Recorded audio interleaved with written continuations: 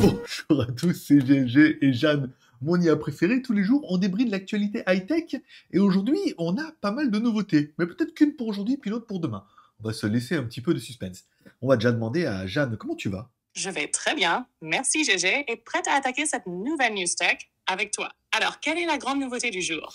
Eh bien écoute, apparemment, hier, Honor a annoncé ses trois nouveaux modèles de la série Honor 300, qui sont donc le 300, le 300 Pro et le 300 Ultra. J'aimerais que tu nous présentes un petit peu ces téléphones, pour savoir qu'est-ce qu'il y a dans chaque téléphone, lequel est le mieux peut-être, et éventuellement les comparer entre eux, les comparer surtout avec la concurrence.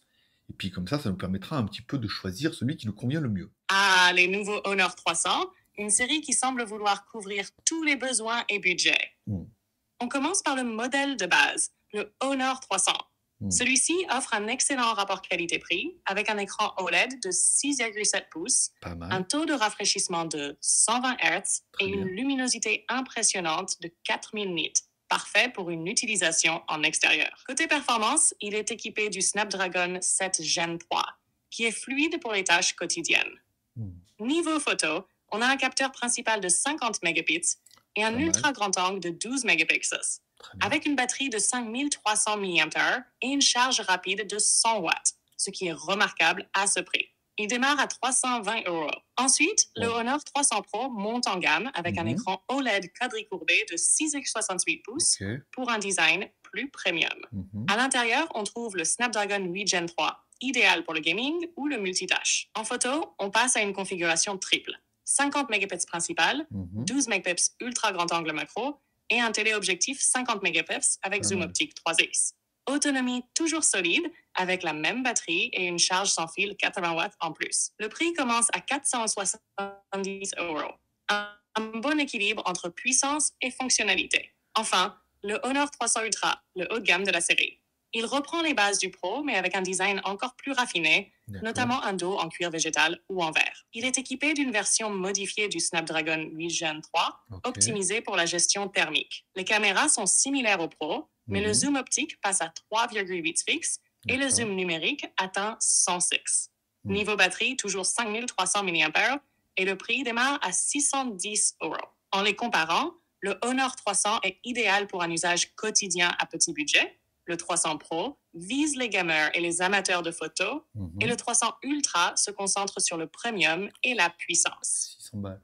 Face à la concurrence, le Honor 300 Ultra rivalise directement avec des modèles comme le Samsung Galaxy S24 Plus, 900 €, l'iPhone 15 Pro, 1199 € ou le Xiaomi 14 Pro, 850 €. Carrément. Il est moins cher, avec une autonomie plus élevée et des fonctionnalités premium. Le Honor 300 Pro se positionne contre des modèles comme le Poco F5 Pro ou le Redmi K80 Pro, mais avec une finition et des specs légèrement supérieurs. C'est vrai. Voilà pour le tour d'horizon. GG, tu en penses quoi?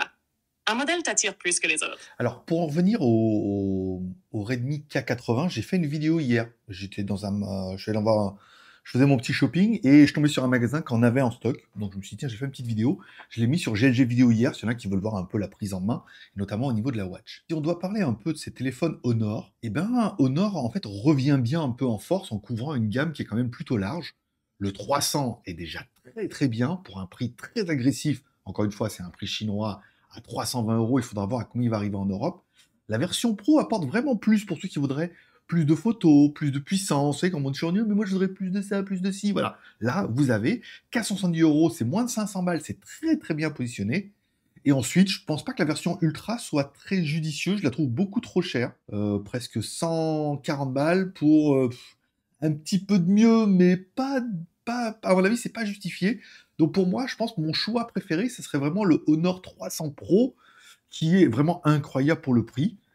Et je pense que je suis impatient de savoir un peu ce que nos viewers en pensent. Tu peux conclure. C'est vrai que le Honor 300 Pro semble être le meilleur équilibre entre prix et performance. C'est vrai, À moins de 500 €, il coche beaucoup de cases. carrément. Un design premium, des caméras polyvalentes et une puissance suffisante pour du gaming ou des tâches gourmandes.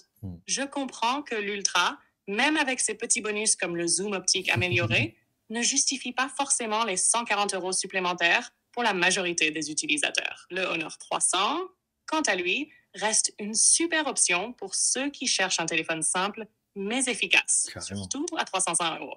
Après, comme tu le dis, il faudra voir comment ces prix évolueront une fois les taxes et marges des distributeurs ajoutées en Europe. C'est cool que tu aies fait une prise en main des Redmi K80. Ça donne un bon point de comparaison. Exactement. Le Honor 300 Pro pourrait vraiment rivaliser avec les K80 et K80 Pro, surtout si Honor joue la carte d'une meilleure distribution globale. Reste à voir ce que les viewers en pensent, mais ton analyse est très pertinente. On peut conclure? Alors, pour conclure, la série Honor 300 montre bien que Honor est de retour en force avec une gamme qui peut séduire différents budgets et besoins. Le Honor 300 Pro semble être le choix parfait pour un excellent rapport qualité-prix, tandis que le Honor 300 reste une alternative solide pour les budgets serrés. L'Ultra, lui, s'adresse à un public de niche prêt à payer pour des détails supplémentaires. C'est vrai. Dites-nous en commentaire lequel des 3 modèles vous attire le plus, si vous êtes Team Pro, comme Greg, ou si vous voyez un intérêt à l'Ultra. N'oubliez pas de vous abonner à la chaîne, de mettre un pouce en l'air ou un pouce en bas, parce que, comme toujours, tous les pouces sont permis. Et surtout, laissez-nous votre avis. On adore vous lire. Exactement. À toi, Greg, pour le mot de la fin. Bah écoute, c'était très très bien.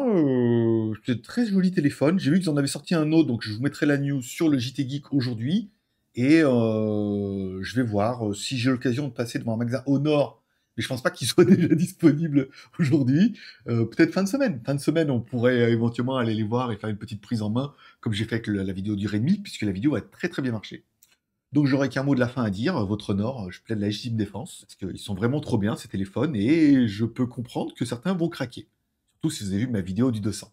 Bonne journée à tous, et à mon avis, je pense qu'aujourd'hui ça sera bien. On va se laisser un peu de marge pour demain. Bonne journée.